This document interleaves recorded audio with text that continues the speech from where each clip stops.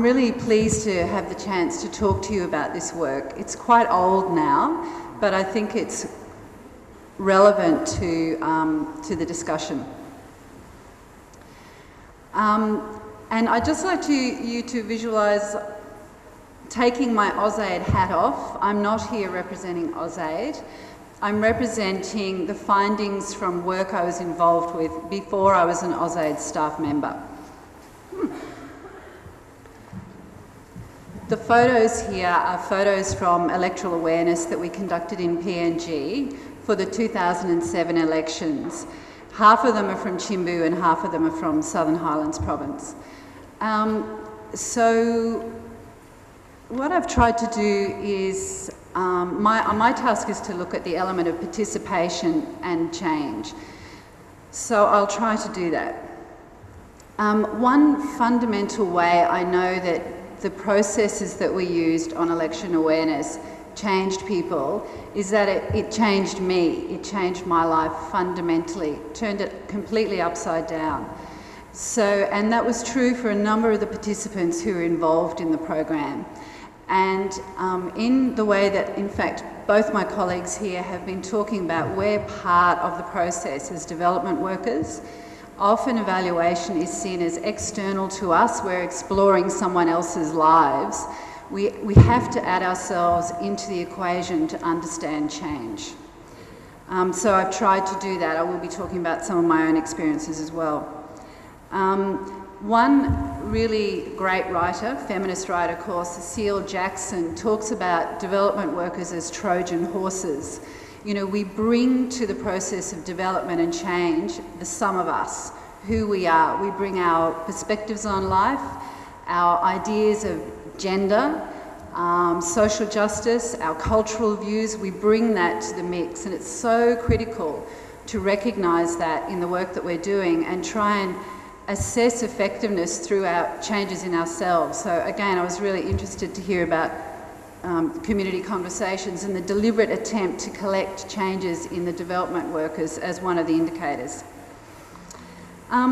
So elections are often, if we look at governance, globally there's, I think many people have settled on this idea of governance as being a state's ability, so the state's capacity and authority over the nation, so the capacity to deliver services, the authority to actually manage the country safely and economically, and its legitimacy. So elections are a key test of a state's capacity, really. Is it a legitimate government as voted in by its population? So, and it's that aspect of legitimacy that I'm exploring here as well. The civil society, I'm not going to talk a whole lot about what we did, but more about what we found. But on reflection, really, the program was looking at empowerment. And I've defined empowerment according to what another writer calls, I'll just read it out, it's inescapably bound up with a condition of disempowerment. So it refers to the processes by which those who've been denied the ability to make choices gradually expand their ability to make those choices. So any monitoring and evaluation around social change needs to look at the processes of empowerment. And, you know, you so ably showed there are about 18 indicators of empowerment, really, that we can choose from in our work, I think.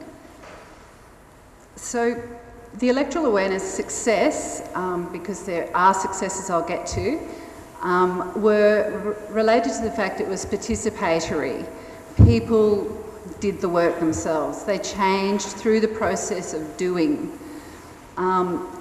Participation really rests on the idea that we are members of a social group. You know, you can't just say, oh yeah, participatory communication, that's where it's at. We can't participate unless we're seen to be part of a group and part of a number of different institutions, from the family level upwards. So our electoral teams, their process, they changed in interaction with the people around them. I hope this is making sense to you all. What we assessed in our work was $5 million worth of community awareness. 39 civil society groups were funded across Papua New Guinea, across all the provinces, to run awareness.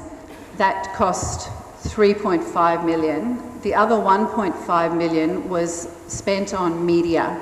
So that was, newspapers, plays that we ran on the national broadcasting station.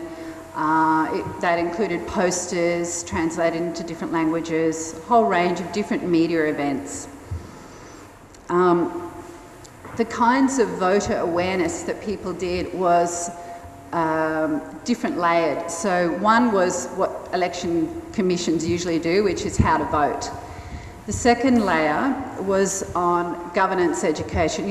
What is a government? What is the government meant to be doing? How does Parliament work? The last kind of area of voter education was what we call civics.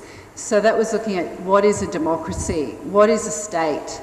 Because we found very early on that the civil society groups we funded, most of them didn't actually have a concept of that at all. Most people didn't know why they voted, and they didn't know what a democracy was, essentially. So we tried to give them that basis so they could run their awareness. And the training that we developed and gave them was also part of the monitoring process, because we wanted to make sure they were giving the right messages rather than the cultural, social way that often people vote in elections. So, I'm assuming you probably know quite a lot about politics in PNG, and many of you know a lot more than I do. But some of the issues in the electoral system that were beyond awareness raising. One of the problems for us is that at the end of it, in fact, there's just been a review of this program in PNG, there were so many expectations that a one-off electoral awareness process could magically turn the country around. There were so many things that were out of our control, especially in a very short period of time. Some of those things were the sort of major issues within the Electoral Commission itself. Some of the incentives around politics that are very difficult to shift. The electoral roll was both absolutely oversubscribed and also undersubscribed. So in some areas there were double the people who should be on the roll, and yet when someone turned up they still weren't on the roll, even though there were double the numbers of people that should be on the roll. So they couldn't vote. So many people didn't get a chance to vote. And many people got a chance to vote many times.